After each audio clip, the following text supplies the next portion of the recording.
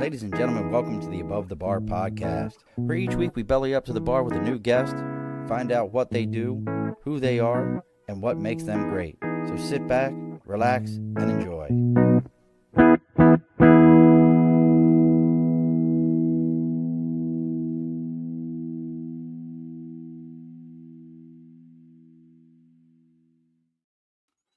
Alrighty, folks, welcome back to the Above the Bar podcast. It's your host, Sean. It is September 10th. We have bellied up to the bar today with a man who, well, he needs introduction because you just don't know who he is. So we'll make sure he gets his introduction. But we're talking today about why you should own a franchise, what the values are. I am a person myself who owns franchises, so this is near and dear to my heart. And I'm going to go ahead and butcher his last name because that's what I do. Any of you that know me know I'm really, really good at completely dismantling people's names. So I'm going to ensure that I do that here in a minute. So joining me from parts only like 20 minutes away from here, something like 30, not even that far, it is Mr. Bill Overholt. Yay! Woo, I don't have my applause never come through. Like I hear it in my headphone, but you don't. So hi, Bill. How are you? I heard it. Hi. Oh, the applause worked this time? Great. Great. Awesome. That makes me very happy. So Bill and I are going to be talking about franchising, why you should own a franchise, if there's a right or wrong time to go to franchising, or, hey, maybe franchising ain't for you. So, but before we get into all that, let's go ahead and get some house cleaning done. As always, folks, there's the big board over my shoulder for Sticker and a Cause. If you have something you believe in, something you're supporting, something you want folks to know all about, you can reach out to me on Facebook, LinkedIn, YouTube, Twitch, Instagram, TikTok, doggone, what's something, I don't know, like anywhere. Listen, I'll write it on the back of your grandmother's transistor radio if I could. Reach out to me anywhere you can think of. Our website is theabovethebarpodcast.com and our email is theabovethebarpodcast@gmail.com. Reach out to me. Let me know what you got going on. I'll tell you where to send your sticker at. You fire that sticker off to me. We'll get people to know all about you and what you got going on. It's free advertisement for you. Gets people to know what's happening in your life. Also, we got to talk about the people that are paying the bills around here, folks, and that's Budget Blinds of East Greenbush, Hudson Cooksaki, and Budget Blinds of Schoharie, North America's largest custom window treatment company. They handle everything from blinds, shades, shutters. They'll do tint, you name it. They've got it going on. And this is an amazing, amazing month to get involved with those folks. This month is their back to school buy two, get one free special. That means for you, that's an opportunity. Do your whole house, every third window to save on that window. Also, as always, if you tell them you're there to belly up to the bar, they're going to give you another 5%. So think about that for a second, folks. You're saving a third on your price of your order, plus another 5% off. You can't get better than that. And their window treatments are absolutely guaranteed. They come with a no questions asked warranty. If you don't know what that means, folks, that's old school Sears, Craftsman. My stuff broke. Pick up the phone, call your local Budget Blinds and tell them, hey, I need this fixed. And they're just going to fix it. So if you're in the capital region, reach out to Budget Blinds of East Greenbush, Hudson, Cooksaki, and Schoharie, your number one place for window treatments. Hi, Bill. We're all done now. Can you hear me, Bill? Did we lose Bill? How you doing? Did I lose you there for a minute? Can you hear me? I can. Yeah, I think it's just a little bit of a delay. I got to keep that in mind. All right. So Bill's joining us. Bill is I like the term principal when it comes to owning a business, but I don't know what Bill's favorite term is. But Bill is the principal with Zoom Room. It is well, tell everybody what it is, Bill, because I know what I think it is, but you tell everybody what it is. I think the best way to say it is we're indoor dog training and agility gym. So if you're looking to take that, let's say 45 minutes a week to spend time with the dog that you like, that you love, that you got for a reason, it's a place to go. You can do some agility, you can do some obedience, you can do some enrichment classes, but your phone's not going to ring, your doorbell's not going to ring, and you get a spot to spend time with the pup that you love. That's what I think we do. And now I'm taking a look here. So you started, you partnered with Zoom Room back in 2007, right? Like nobody like '07. It wasn't even a thing. Like it wasn't even a known entity pretty much around the world. Why pick a franchise, especially after 22 years with Johnson and Johnson? We're not talking like, I was working a dead end job. That's a pretty significant location to be working at. Why Zoom room? Long story. A friend of mine many years ago said to me, franchise is like buying a job. So essentially, not going to become a millionaire, which is true, but you're going to be able to pay your bills, get something to do, and so essentially, I've always had franchises on my mind. And Johnson & Johnson, as you mentioned, is a great company, fantastic company, and they have some opportunities for you once you hit the big 5-5 that you can retire with some benefits. And over the course of those years, I created other people's business plans, and then I just wanted to create my own. So I started to research different types of franchises, and there were things that, were okay, but not really interesting me. And then I stumbled upon Zoom Room, and I'm like, what is this? And honest to God, like I couldn't find anything wrong with it. Like Google reviews, including ours. We have well over 50 5-star reviews. And same thing if you look at other stores. And the fact that you could make people happy, you could take care of yourself, you could be your own boss, so to speak. It just was a great combination that I was like, all right, let's go. Let's jump in. Now, it's funny you mentioned like, franchising is like buying a job. I guess as a franchise owner, I don't think of mine that way. Because like for you, when you're looking into the franchise, were you looking for something that was more of an owner operator? Because I think, and I'll kind of backtrack for a second. I think a lot of people, when they look at franchising, there's different ways. There's the folks that are building a portfolio of businesses, like they buy the McDonald's and the Burger Kings, and hey, I'm going to have 50, 60, 70 of these locations, that kind of things. And then there's the folks that are like, hey, one location, that's what I'm going to manage. What were you thinking? Like, hey, I could do like 10 of these Zoom rooms all over the country. Like, what were your thoughts? I think that's exactly it. So when I reference like buying a job, that's what I'm talking about. It's just like one place, go to work every day, make a couple bucks, pay your mortgage. You're definitely not going to be a millionaire if you own one McDonald's and any franchise. So for me, it was, okay, what do I do next that allows me to have more control, more influence, more, running the show, if you will. And that is exactly what attracted me to it. So I have no desire whatsoever to have 10 of them, 15 of them. I just love my one. And it's an incredibly rewarding job, position, however you want to call it. And it's just the one for me is good, but I absolutely know people that have 2, 3, 4, 5. One of our owner operators, I think, has a license for 40 of them. But that's not what I wanted to do. Wait a second, didn't I read in the notes there's only 50 of them? Did I read that wrong? Yeah. Or maybe not to be developed. Plus 50. I think we're up to around 65 right now, I think. But I guess when I say own 40, it has the license to build them, I guess is the best way to say it. Oh, okay. I was like, holy crap. Like, that guy just might as well just bought the whole company out and just stop playing around, just buy everybody out and just be done with it. I was like, woo. Well, see, I love franchising. So staying with that model for a second, I know you're saying like, hey, it gave me the ability to kind of do my own thing and run my own thing. What was did you go through a broker? Was it self-research? How did you get into trying to figure out if a franchise was going to work for you? Well, I knew the franchise was what I wanted to do because I don't know what the best way to say it is. The purpose of a franchise is you get, let's call it the handbook, that is something that's replicatable in other areas. And you can, let's just run this handbook and we should be relatively okay. That's the purpose of why you do a franchise, is that a lot of that, call it background work, is done for you.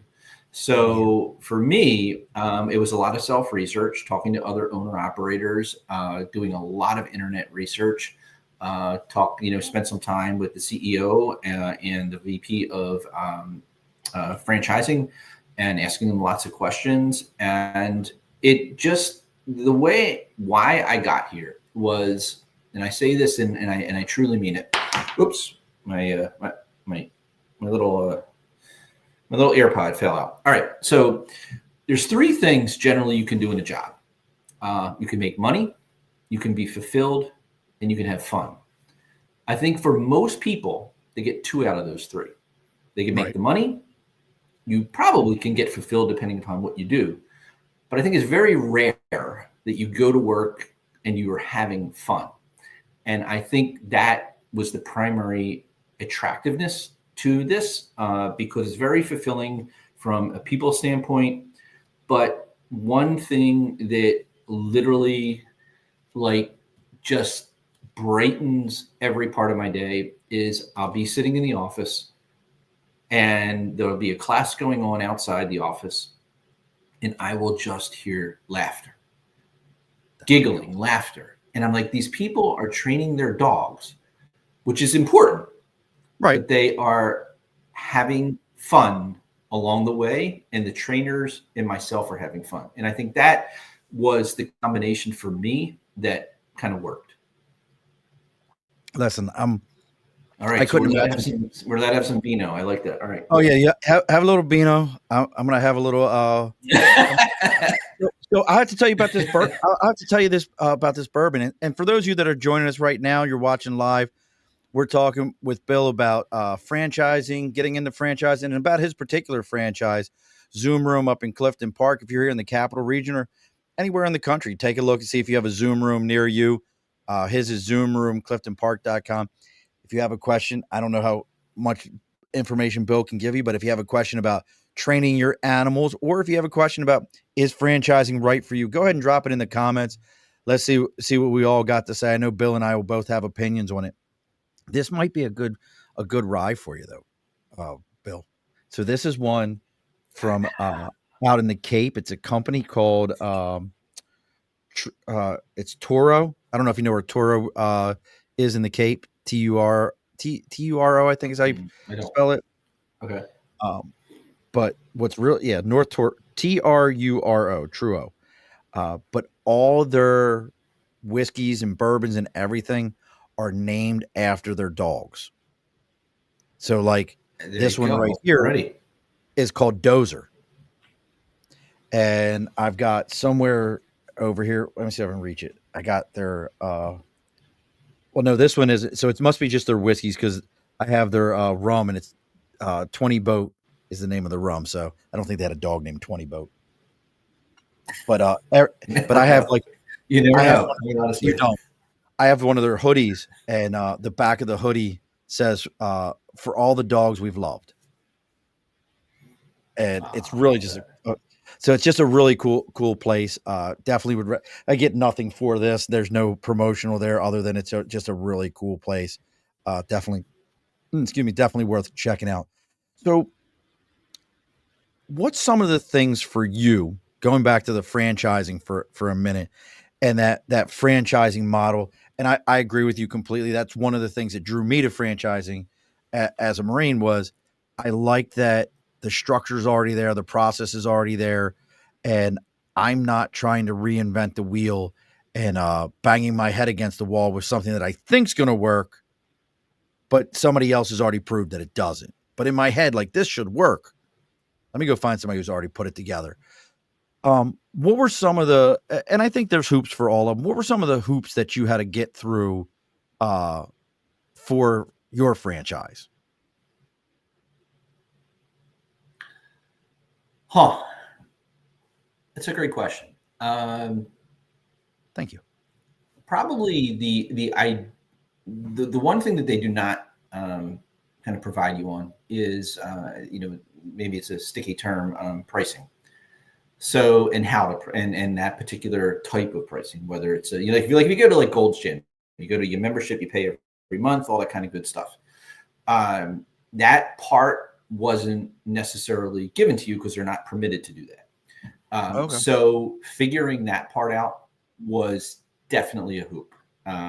Because, I mean, obviously in today's economy, there's some challenges that we all face.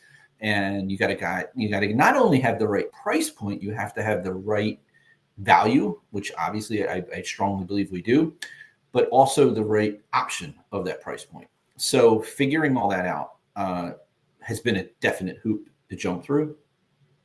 The training aspect of things, as far as the dog training, their curriculum is absolutely fantastic, beyond fantastic. I can't even find another superlative word to say.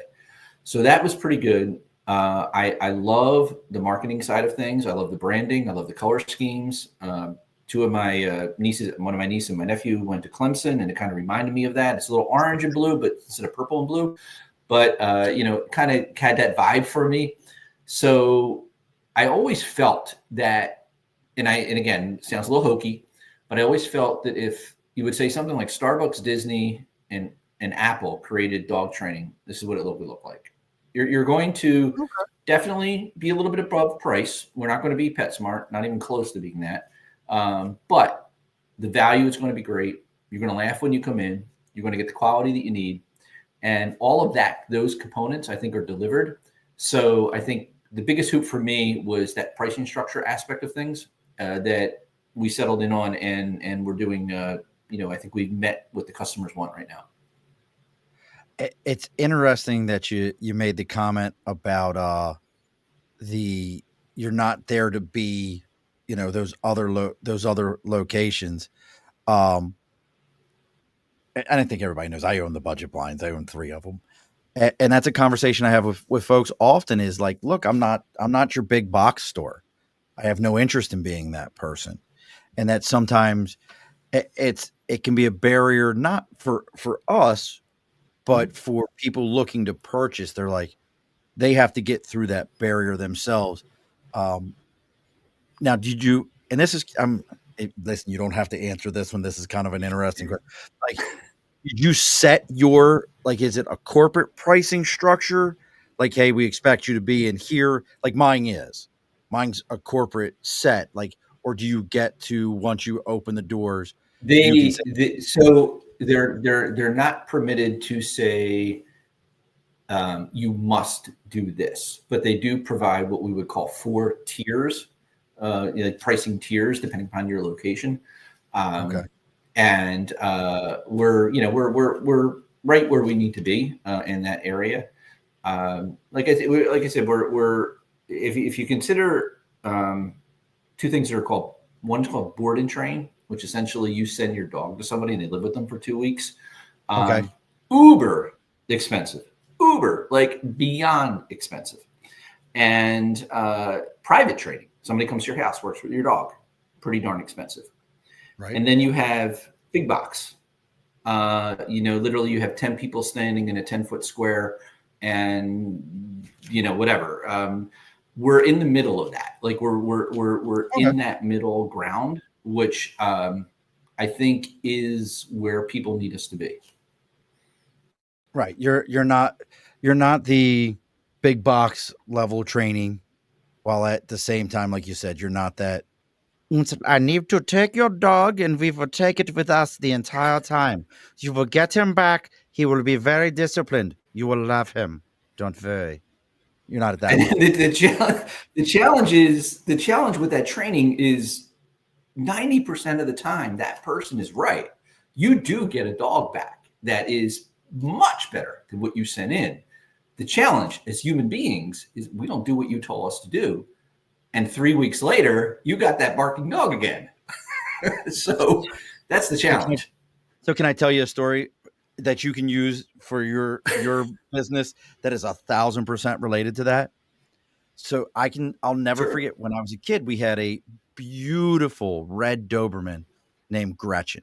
Absolutely purebred, cropped tail, ears, everything.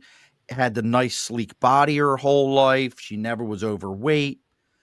My dad sent her to a trainer, and she lived with this person for a couple of weeks after we got her. And when she came back, dad was like, we got to do this and we got to do that. And dude, I was like 9 or 10 years old. None of that shit. Like, I'm mad that the dog chewed up a toy. Like, it was my toys. The dog ate it. And we're supposed to do all these things. And it's funny that you say that. Like, I can see definitely where, unless the whole house was in their 30s, like you're just not reinforcing that stuff. Yeah. And I think the role we play is you go to the gym, usually your coach is waiting for you. And they're going to ask, he or she's going to ask, like, hey, what'd you do this week? How'd you eat? Did you work out? All that kind of stuff. We're having those same conversations. We're starting every class out like that way. So we are more your coach there every week to keep you motivated. And I think that's the primary difference that we have. You offer an absolutely different feel to it, operations, the whole 9 yards. Yeah. And they care. I mean, I know everybody cares, but the folks that I work with truly, truly care. And if they're not running classes, they're sitting, like if you go in the store, you'll see this kind of what we call an observation bar. They're sitting there on their computers, figuring out the next class, trying to make it fun. Because, there's certain, as like anything, lift and weight. I mean, it's a certain mundaneness, if that's even a word, to doing it. Like it's like repetition. And so the team that I work with spends a tremendous amount of time making it fun, engaging, and teaching and educational for you in your pup that I think sets us apart from a lot of other locations. Kind of going back to the classes for a second. And again, folks, if you're curious what Bill's got going on or you want to know more about the Zoom rooms, his particular one is Zoom Room, CliftonPark.com. You can still Google Zoom Room and see if there's one in your local area. But his in particular is Zoom Room, CliftonPark.com. Especially up here in the capital region, go check out what he's got going on and what's happening up there. How about if my dog isn't fixed?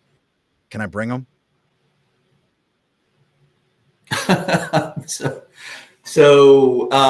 Yes. And essentially what will determine if it's on the female side, once things occur, you got 10 days after that to come back so you got to wait. If it's on the male side, we just pay attention. And if there's a little orneriness going on, then we kind of address that. But essentially the odds are pretty limited because there's no, one of the things we do, and I believe other locations may do this as well, but there's no on-leash interactions. Like you're there to work. So if you're coming with an adult dog, you're on a 6-foot leash, you're on the leash all the time, you're separated from other dogs.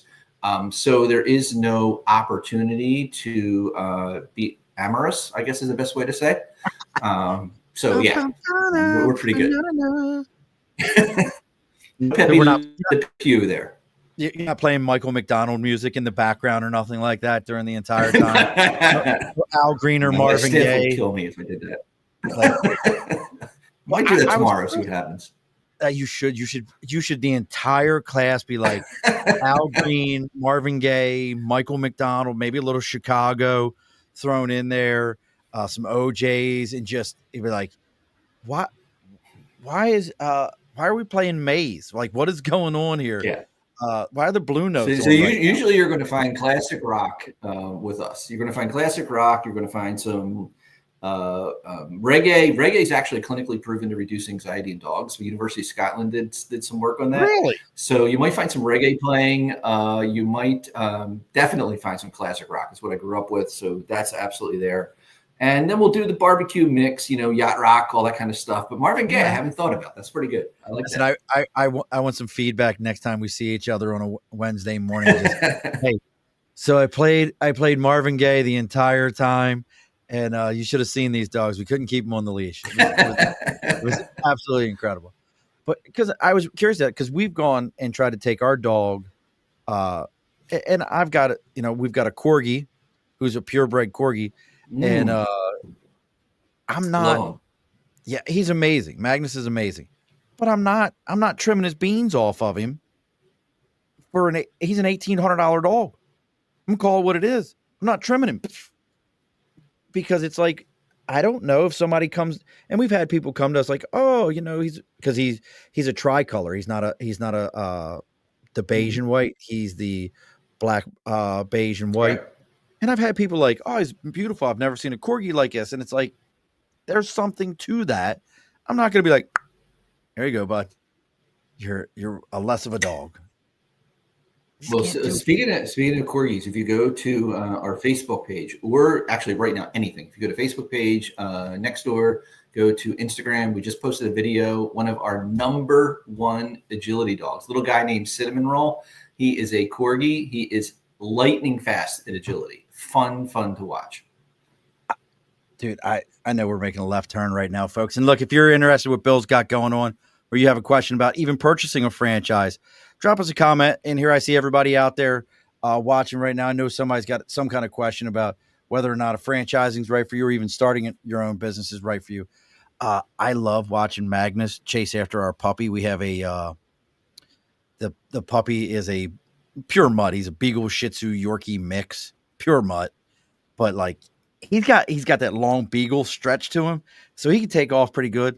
Magnus still gets on that ass, and just like from that herding, he's got that herding sense to him, and he gets right next to him. You can hear him as soon as he gets near his butt or hind legs. He'll be like, "Rah!" And like take a little like nip towards him, and you can see it like that herding mindset still kicking in. People, Mhm. I think, often forget that like these are just because the queen had them doesn't mean that they weren't a working dog. But I want to kind of roll back for a second. Something that just came to me. What other franchises did you look at though? More, I guess you would say more industry, not specific to a particular brand. And things that were popping up were things like handymans, home cleaning, and because you need it for where I was, you need a certain entry price point. I was not going to be able to open a McDonald's or anything like that. That's just not where I was.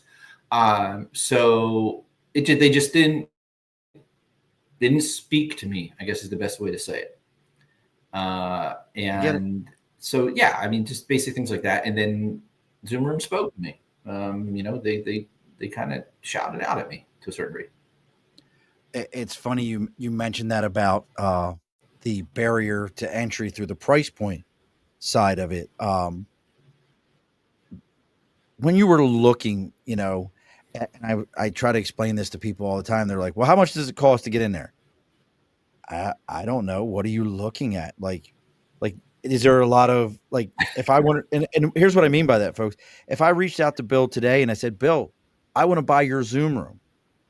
My cost to buy Bill's Zoom room is not the cost to buy a new Zoom room. Am I explaining that right? Does that make sense? Like, It's yeah. I mean, so I mean, in anything, you're going to have a franchise fee. I'm sorry. In this particular case, we're located in, let's call it, retail strip malls. So retail settings. So you have that aspect of things from a rent standpoint. You have build out, which was kind of funny because they redid. I think it's the one on 146. They redid the Dunkin' Donuts near Exit 9, and reading the story about it, like, oh yeah, $375,000 to redo the Dunkin' Donuts. I'm like, crap, like that's a lot of money. And yeah, building out a retail setting we weren't at that price point, but we were in that a little bit below that range. So yeah, yes, yes. and that's something for people to consider with some of these. If you're looking at franchises, and if you heard what Bill said, I know it chopped up a little bit. To redo a Dunkin' Donuts was 375,000. They were in that range.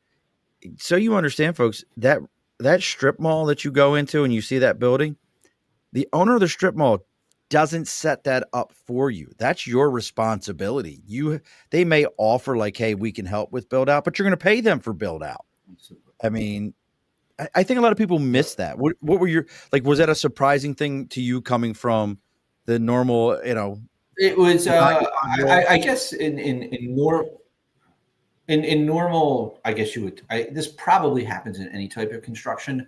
The initial estimate was under by probably $100,000. And that could have been the time of the times, because obviously in any franchise, you get something called a franchise disclosure document that lists, which they're required to do, it lists what the expected costs would be. And there's a range. But yeah, there were just certain things that happened to me that was like, oh, we need that. Oh, we need that. And all those we need that's add up. And it probably added, I would say, a good 120 onto the total cost that was not, initially expected. So that you definitely need to be prepared for that. Can you explain, like, I know I can talk about it. I'm not trying to take over my own show. Can you explain the FDD a little bit, the franchise disclosure document, what it is? And because I know a lot of people are like, well, how do you know what these things are? Can you explain a little bit about that?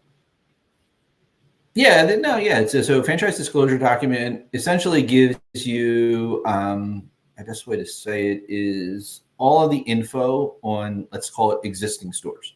So you're buying this to replicate what other people are doing. So it's their obligation to tell you, to a certain degree, what other people are doing. And I believe it's item 17, I think is the number, where they have to provide revenue data as well. And that's the one you want to look at, because you want to see what other stores are generating, revenue, all that kind of good stuff for you to expect. But it lists everything that they're going to expect, whether they're charging you for X, their royalties, any additional percentages that they may tack on for other reasons, your build out costs, your expected salary costs, all that kind of good stuff, so that you have a reasonable expectation before you sign that document on what it's going to get you to start. And that's I don't know if I'm assuming they all say this, because I know mine all did. It'll also tell you how many stores were open, how many stores closed. So if they're telling you like, hey, we're just a hugely growing business here, and you look at your FDD and you're like, you haven't added a new location in 5 years. There's probably somebody's blowing smoke up your backside. And James said, Petco's overpriced, teens running it, and we need real people. I mean, if that is an opinion for James, I don't need Petco coming for my ass. I ain't got Petco money, but they hire who they can get. James, don't be trying to get me in trouble. But FDDs are like, I'm curious for you, and I know how I did it. What were some of the things that you did in your process going into it? Like did you know? Well, let me ask this: did you know anybody else? I know you mentioned somebody said, "Hey, a franchise is like buying a job," but did you know it? Did that person own a franchise, or did you know anybody else with franchises?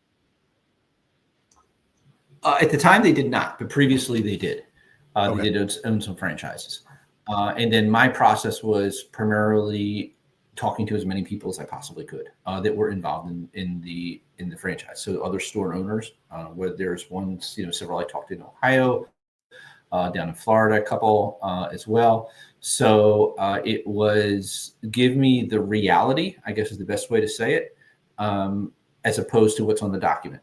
That's what I was really trying to achieve. I did a ton of Google searches on, just because what happened was I initially, I could not find anything wrong with this place. And any store that I went to, the reviews were 4.8, 5.0.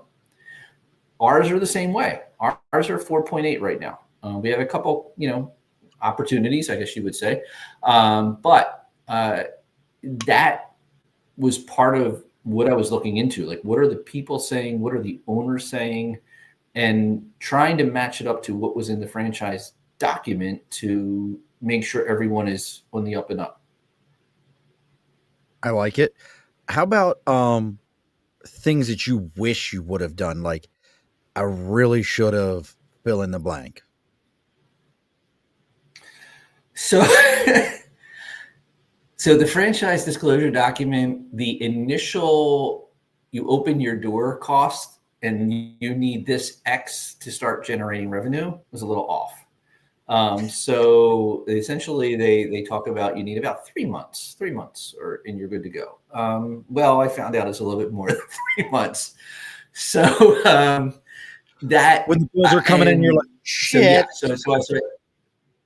It was like, ooh, okay.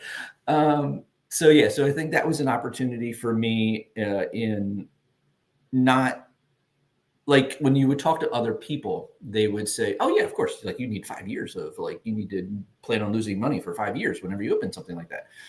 I didn't anticipate that, so that was a little bit of a challenge. Um, and then just I was naive in the sense of we started promoting Facebook probably about 5 months before we opened. And at the time we opened, we had at that point probably 750 followers. Wow. And other franchises, when I would look at them, were at around 1,500, maybe 2,000. So I'm like, we haven't even opened yet, and we're at 750. So I'm thinking, this is great. Like, this is awesome. Like, money's going to start rolling in. This is fantastic. Killing this shit. And I realized that wasn't the case. that was not the case. Rightly so. We needed to prove ourselves, which we did, and which we have done over the past 12 or 16 months. And we needed to get our street cred, if you will. But I didn't realize that, and I was a little naive in that area. So now you started in 07, right? No. Why does The your thing says franchise itself, the Bill company, partnered if with? you will. So I'm looking at your thing. It says Bill partnered with Zoom Room, a relatively unknown dog training franchise. Oh, see that reading thing, Bill? Let me tell you about this reading thing. You ever heard of reading? I'm not very good at it. I fail at it often. Ask my wife and children. I read shit because I do what most Marines do. I skim through the top end of shit and I keep reading. Oh, Bill's been involved with this since 2007. Man, that's pretty impressive, Bill. Because I was about to ask you, like, hey, what was it like in 2007 owning a franchise and going through the stock market crash and the recession? Yeah, I screwed that all up. Yeah. No, they started in '07 out in California. I joined in I guess I signed the agreement in 23, and then we opened up in 24. So we started right around the same time franchising. Because I started in 20. Yeah, I started 23. Now this is something I'm curious of. Did you take the time to have a lawyer read your FDD? of course. Absolutely. But like any legal documents, there's really, not much in it that a lawyer will say, "Oh my God, don't do that." So they're it's like, you buy and sell a house. The forms are pretty standard, even though you have 5 lawyers sitting around the table at your closing. So it's it what I found since then is that it's very well worded for obvious reasons to favor the franchisor. Uh, you know, the, but that's probably any franchise agreement you sign. So that really wasn't a huge surprise. I did have a unique experience with mine.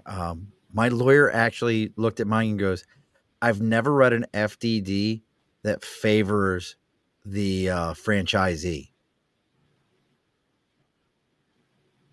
Mm. Now, it's funny you mentioned the that it favored. Have you ever had somebody? Well, this is a sidebar. I ain't even asked that question. You and I can talk about that shit afterwards. That's more of like owner to owner behind the door. We'll talk about some shit in a minute. Um, so, what are some of the what are some of the things that you would say then for somebody who was like, "Hey, I'm looking to get into a franchise." Do you have any recommendations on process? Like I used a broker, and I think my broker, he's been on the show before.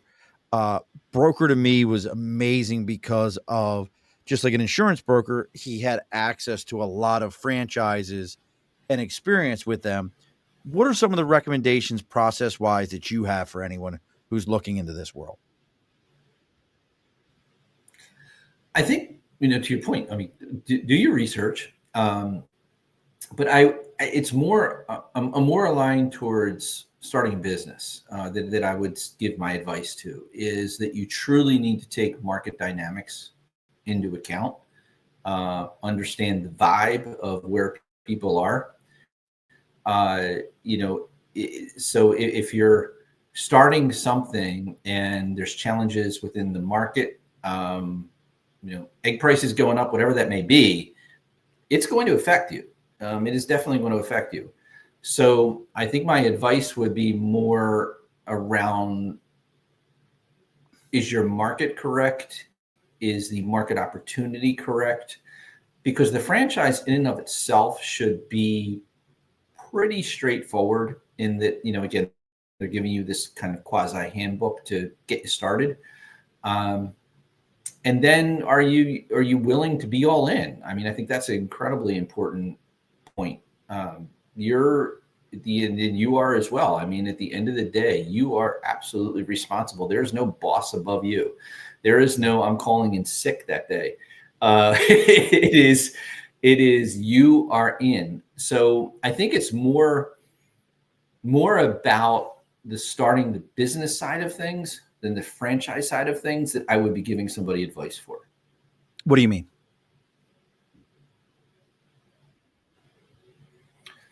Just what I kind of like what I said is like are you aware of the market? Are you aware of inflation? Are you aware of where your consumers are? Do they, what's their expendable income? What's their target, median household income, things of that nature.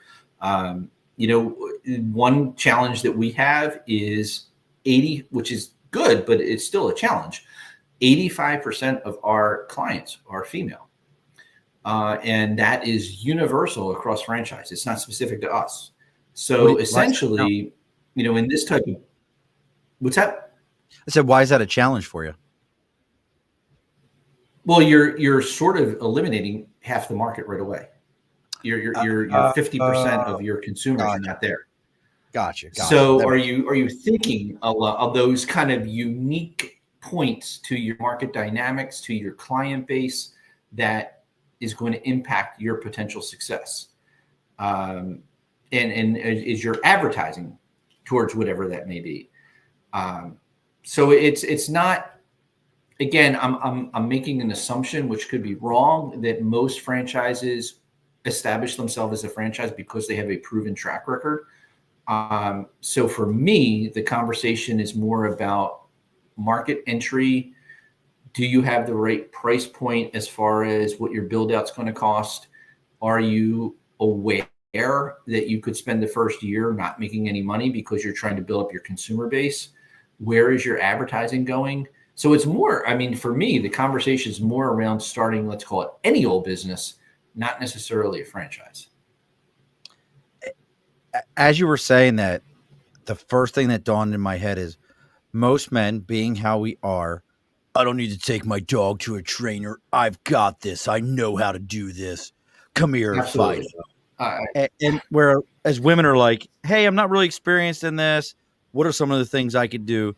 They're much more willing for those things. And I think they also look to men like, well, you're a man. You should know how to handle this dog. Like, I understand that you have a Belgian Malamute. Or I know what I want, Bill. You know what dog I want so badly, and I love my two little dogs. I want an Irish Wolfhound. It's a big dog. It is a monstrous dog. They're the largest. They are the largest dogs on the planet. They're like nothing's taller than they are. But I ran into a lady. We got a big car. I have a truck. There you go. I had to get another van. I ran into a lady though. You want to talk about like the most ironic moment. I was in Hudson, New York, and I loved seeing those dogs, and I'd never actually seen one live and up front. And I ran into a woman who she couldn't have been taller than 5'1", attractive woman with natural red hair, as pale skin, as Irish looking as you could get, walking an Irish wolfhound. I was like, this isn't real. This is something out of a magazine ad. And real quick, before we keep going here, it's that time for that New Scotland last call. Before we get too far into everything, I want to take a moment to honor something bigger than all of us. Tomorrow marks September 11th, a day we'll never forget. A day we remember the lives lost, the heroes who ran towards danger, and the resilience that brought this country together. At New Scotland Spirits, they believe in honoring that legacy with every bottle crafted right here in New York from local grain with unmatched care and purpose. So this week, raise a glass to courage, to unity, to never forgetting. New Scotland Spirits, distilled with respect, proud, poured with pride. Find New Scotland Spirits at newscotlandspirits.com. Tomorrow's a big day, bro. It's been a crazy world we live in. I'm not going to get into politics, Amen. but it's a crazy world we're living in today. Like absolute effing insanity. I don't know what's going on in the world, but it just I used to think it was just because everything was televised that we could see it all now, after CNN and televising the first Iraq war. But I've think changed. Again, I'm not going to stray into this lane, but I think what my take is the internet, social media has, in statistics, which I used to do all the time in my previous job, like there's N, like when you say N of one, it's like how many people participated in a particular trial. N of one is nothing. It's like one person. You want N's of like thousands in order to prove your study. But with social media and with the internet, an N of one is now broadcasted everywhere in the world. So even though it may have only happened one time, from a public perception, it's like, oh my God, this is happening in my street. And I think that's definitely been a challenge for us. Absolutely. I'm sorry. I didn't look, folks. I'm not trying to go into politics. It's just, it's a crazy ass day with what happened today between Charlie Kirk and the school in Colorado, 9/11 tomorrow, and some other things that have happened over the last week. I don't know what's going on in the world, but what I do know is I like my dogs.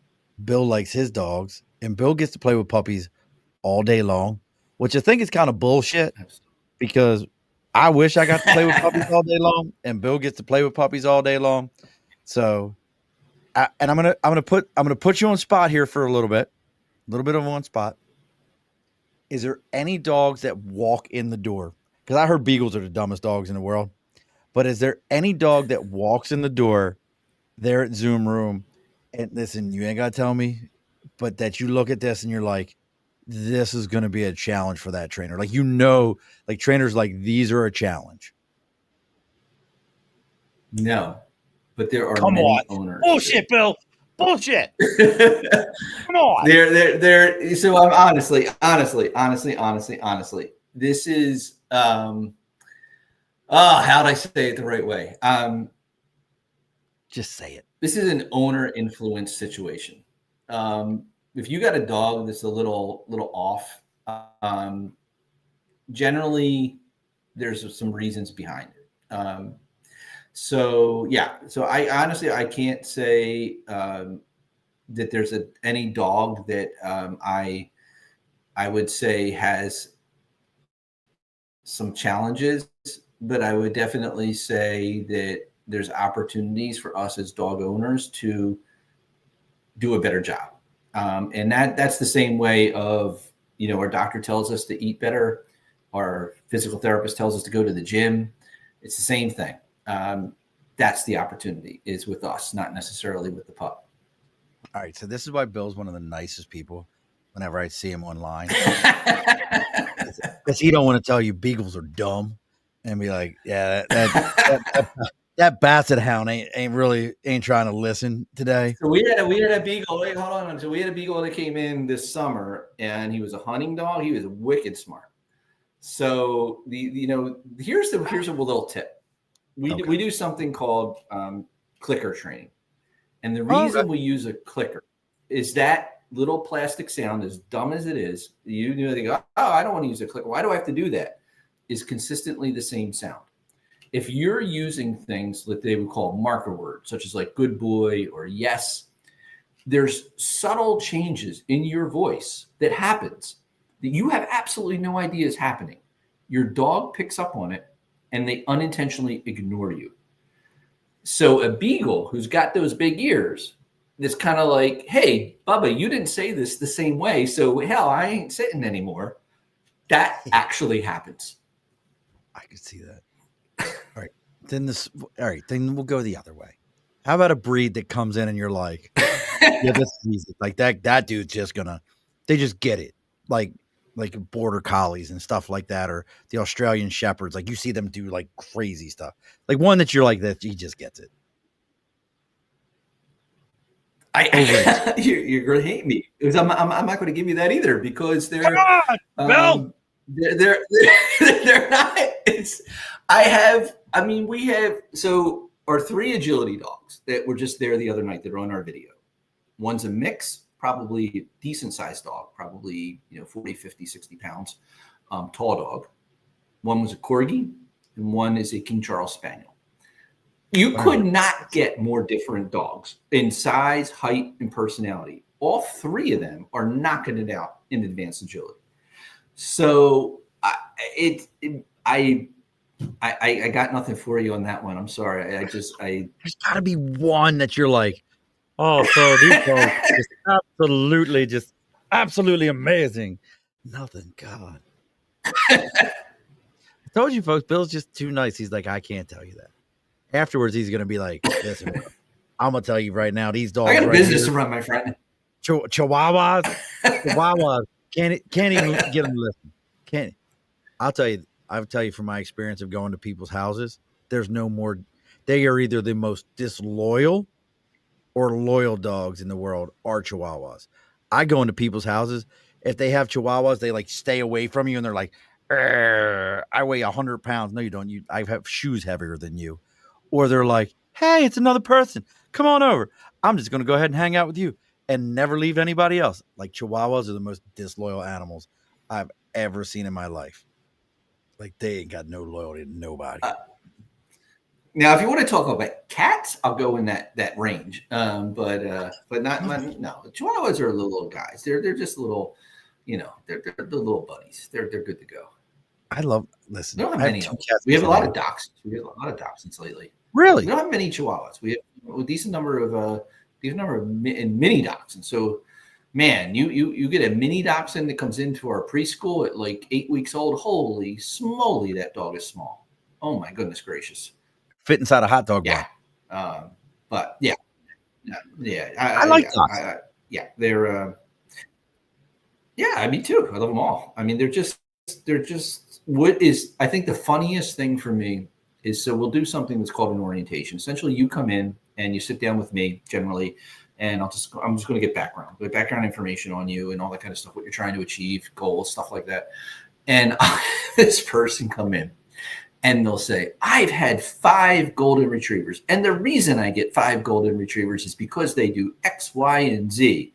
This golden retriever is just bonkers off the wall and doesn't do anything. So I think what makes this job fun is even within the same breed, you don't know what's happening. And that is what I think I enjoy the most. See, that's awesome. See, I told you, folks, Bill's just that nice a guy. He's going to tell you what it is and make every dog sound wonderful. I'm going to be the one to tell you, like, I'm going to tell you right now. I'll tell you the truth. Two dog breeds that are completely underrated.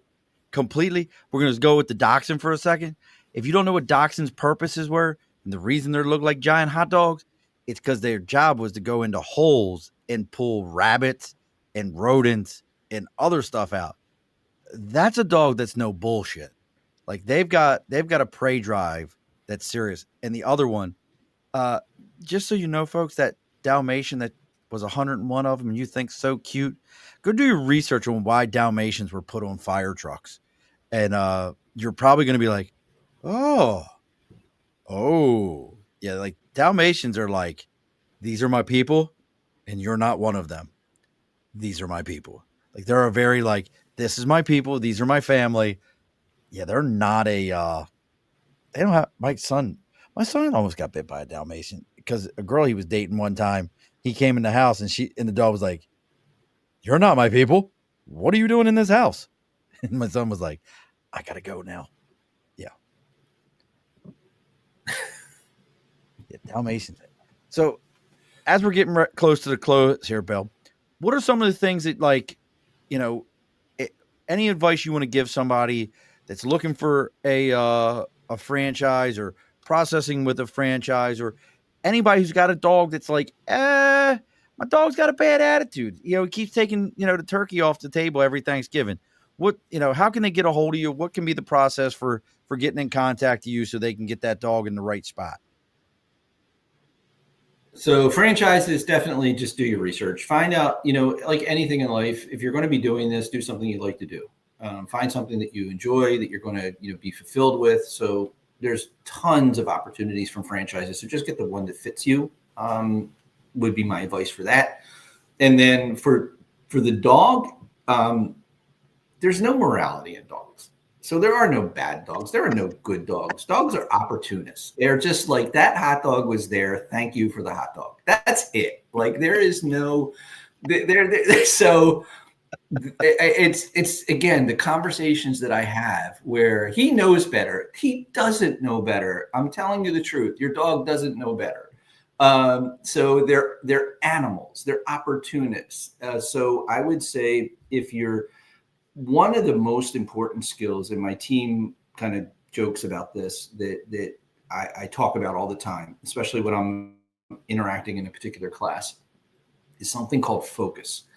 It is by far the most important skill your dog can learn. And essentially it is what was in the presence of a distraction. So another dog, a person, a car, whatever that may be, your dog is looking at you for direction as opposed to that animal, that rabbit, that person, that car. That is one of our core skills that we teach. If you need help with that, where you call your dog's name and he doesn't respond, she doesn't respond, we can help. That is important. Essentially what we teach, and it's a little kind of funny to say, we teach a dog to know that as a dog owner, we are cooler than the rest of the world. That's it. Yeah. Dogs are so awesome. Dogs are the only creature I know of in the world. I love them. I don't care how bad your day is, how shitty your day is. When a dog jumps in your lap and just like, especially like if you have little dogs, big dogs, maybe not so much. My big dogs didn't do this, but my little dogs do. Like jump in your lap and just kind of like do this fall over thing and fall over into you. It's like, yeah. So here's the deal. So take your friend, take your spouse, take your kid, lock both of them in the trunk with your dog. When you open the trunk, who's the one that's going to be happy to see you? It's the dog. So there you go. I have to agree with you. I never thought about it like that, and I'm not going to try it. But no, don't try it. Don't try it at home. Don't try it at all. Just having a little fun at 9:00 at night. God, listen, I got to get this real quick question. We're gonna go overtime because I meant to ask this question, and I ask this of every entrepreneur. 22 years at Johnson & Johnson. What was the conversation like when you went home to your spouse, if you have a spouse, I don't know, and said, "Hey, I'm going ahead and I finally found something. I'm going ahead and leave this 22-year job, and I'm going to go train dogs." What was that conversation? Well, I think I've been blessed in many ways of my life. So it was determined well ahead of time that at the magic 5.5, which I hit, at Johnson & Johnson, essentially, they're one of the very few companies that still provide a traditional pension in addition to your 401k. So very, very old school kind of type of compensation. So if you were there for 10 years and you hit the magic we would call 55, which I am now exceeding, you would get their healthcare in a reasonable rate, and then you would get pensions, all that kind of good stuff. So it was always, let's just say, predetermined that at 55-ish, within the next couple of years, I'm going to be creating someone else's business plan, most likely mine. It was more just, what does that look like? Gotcha. Well, look, folks, if you want to know what Bill's got going on, again, check out zoomroomcliftonpark.com. Everybody should bring their dogs there. I think I'm going to have a conversation with my wife because the puppy is the most undisciplined little bastard that we have in this house. He is absolutely just ridiculous. So Bill and I probably have to talk about that. Make sure you can also find Bill on LinkedIn under Bill Overholt, and that's Overholt. You can find him there. If you're finding me through Bill or Bill through me, make sure you give this all a like, share, follow, all those cliche things. They actually do matter. Following us on all the different websites, YouTube, subscribing to us on Apple, that all makes a difference, folks. Also, make sure you join us next week. Another person that Bill knows, Ben Brockman, is going to be joining us. Ben is another former Marine like myself, but he is the owner of Movement Restoration Specialist, founder of Worksite Fitness, a wellness corporation that's aimed at improving the health and productivity of corporate America. We're going to be talking to him. We're going to be getting into what he's got going on. So make sure you join us. And again, folks, this is every Wednesday at 8 p.m. Eastern Standard Time. Make sure you're joining us. Now, Bill, I know you're completely immersed in the Above the Bar podcast culture because you had a glass of Beano on you. So you're completely prepared on how this all works. But just in case you didn't know, and make sure you don't log off on me right afterwards because we got to talk for just a moment. At the end of every episode, the guest always gets the final word. So what's our final word for tonight? I have one more final word. I wouldn't be here if it wasn't for one particular person. So if you are out there and you're in the Capital District and you need some marketing help, go to Dagmar, Dagmar, Trippen.com. She's an amazing lady, help you out. So definitely do that. Incredible person. And my other word is just, here's the good news, folks, about dog training. You don't need to do it minutes at a time, and then you're good to go. That's all you need to do. All righty, folks. Be sure to push your stool in. This has been a Second Front podcast presentation found on Apple, Spotify, and wherever podcasts can be found.